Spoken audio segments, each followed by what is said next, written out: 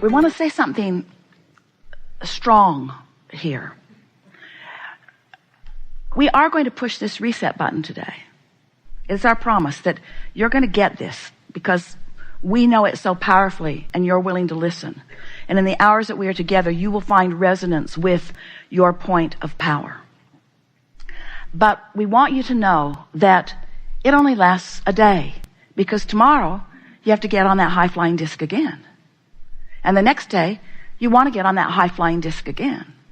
And we want to say to you that you were born on it. How do I get on the high-flying disc? Well, you were born there. I know, but that was a long time ago. Now how do I get on it? Well, you have the potential of being on it every morning unless you remember something unpleasant from yesterday. In other words, when you wake up, what disc do you jump on? Oh, yeah, I got to go to work. Yeah. Going to be a lot of traffic today. Better hurry. Oh, it's going to be hot again today. Or maybe you wake up into a household full of confusion and you just want to pull the pillow over your head and not get up. We want you, before you go to bed or before you go to sleep, to pre-pave your morning and say to yourself, in the morning, I'm going to wake up on the high-flying disc, and I'm going to acknowledge that I'm there, and I'm going to milk it as best I can. Now, you might not make it till breakfast. You might not even make it till you get out of bed.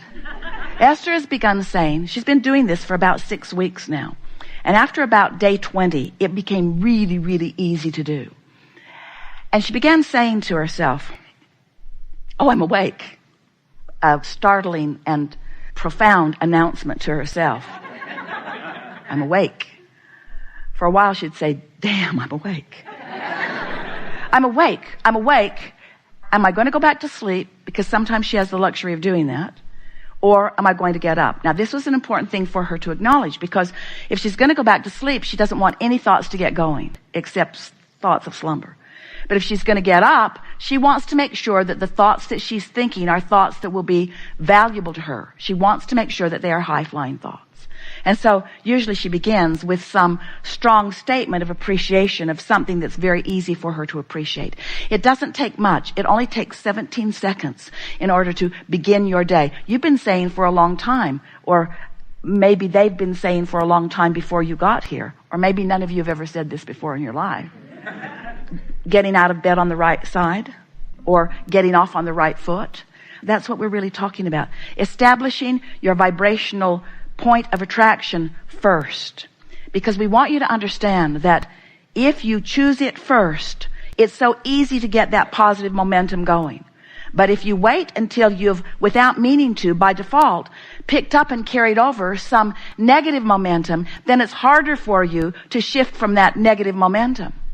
We like the analogy. Esther remembers so vividly her first seeing of the streets of San Francisco. She could not believe it. Standing there in real life person at the top of that hill and realizing that cars actually drove down and up those hills. She couldn't believe it. She thought it was madness. Imagine your car's at the top of one of those hills. Your parking brake is off. Your car is out of gear. And just for fun, you decide to teach yourself a lesson about momentum. So you nudge your car from the rear, and then you realize that it's beginning to move, but you catch it in the early stage because you were not really wanting to teach yourself the whole lesson, just a little bit of the lesson, and you step right out in front of the car and it bumps up against you and it stops because the momentum was so slight that it did not take much to slow that momentum. But can you imagine what it would be like? Don't try too hard to be at the bottom of that hill stopping that momentum. That momentum would carry you into unwanted experience. And that really is what we want to talk about, momentum, because law of attraction is the perpetuator of momentum. But you get to choose the direction of your momentum. And most of you are not doing that deliberately. You're just letting conditions that surround you that you might be observing be the reason for the momentum getting going. And then law of attraction just keeps it going until you hear someone like us say you create your own reality, and you say, that can't be true. If I really got to create my own reality, I would create a different reality, Abraham. And we say, you may very well, want to create a different reality, and you absolutely have the ability to do it, because there is nothing that you cannot be or do or have. You have the ability to get the momentum going. You have the ability to keep the momentum going. You have the ability to know when the momentum is in the direction that you don't want. You have the ability to slow unwanted momentum. You have the ability to speed wanted momentum. You have the ability to do all of it. You've just got to understand how you do it. And you have to understand momentum. We think you understand momentum, don't you? Acknowledging the high-flying disc and deliberately staying there and beating the drum of it and practicing it through the day. Even if you fall off, you will. Even if you fall off, get on again. Even if you fall off, tomorrow get on. Even if you fall off, tomorrow get on. Until eventually Esther said, Abraham, I refuse to accept that I have to wait until tomorrow to get back on the high-flying disc. You've given me too many tools. I like it on the high-flying disc. I'm going to be on the high-flying disc. I don't care what it takes to be on the high-flying disc. Even if I have to feel good, I'm going to be on the high-flying disc.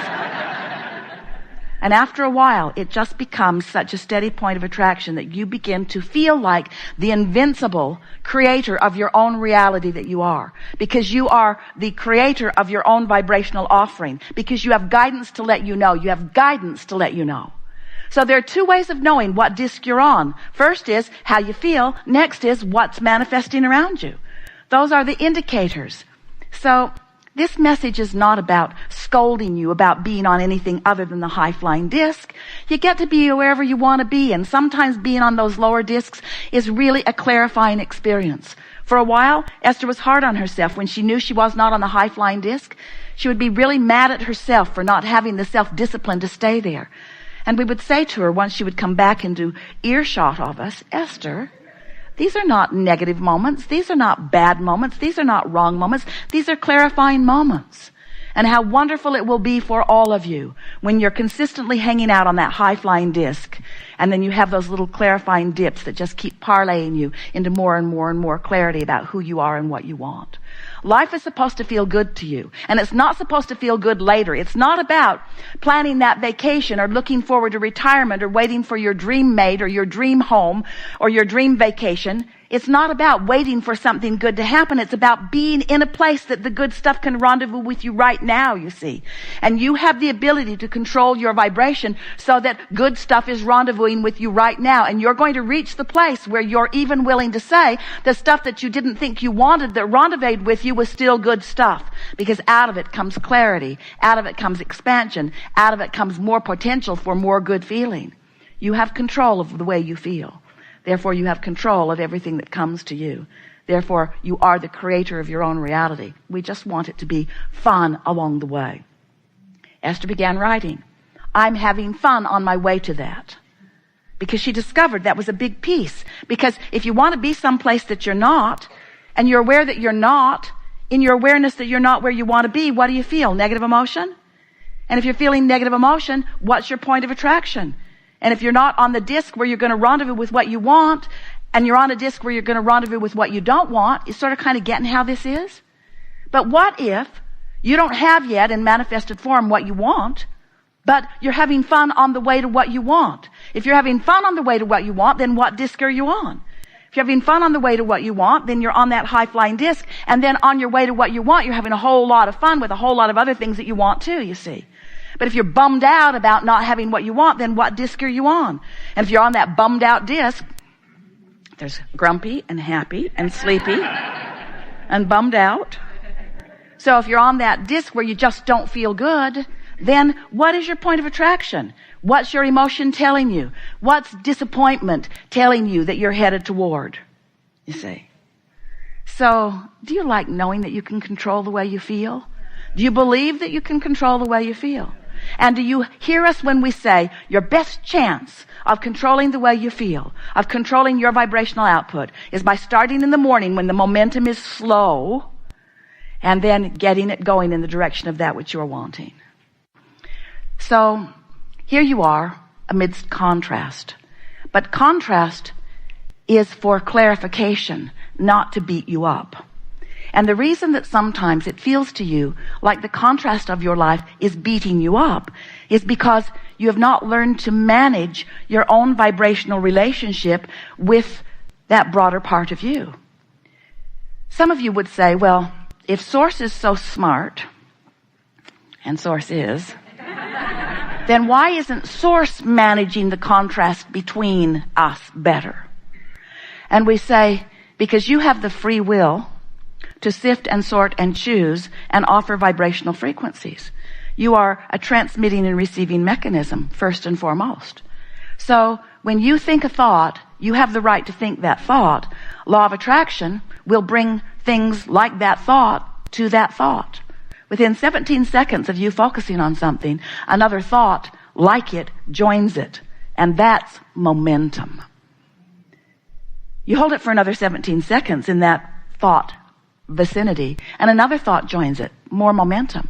By the time you cross the 68-second mark, there is enough momentum in your thought to establish your point of attraction. And that really is what we want to talk about all day, every day with you. We want to talk about your point of attraction. And what your point of attraction means is you and what you're emanating, and therefore what law of attraction is bringing back to you.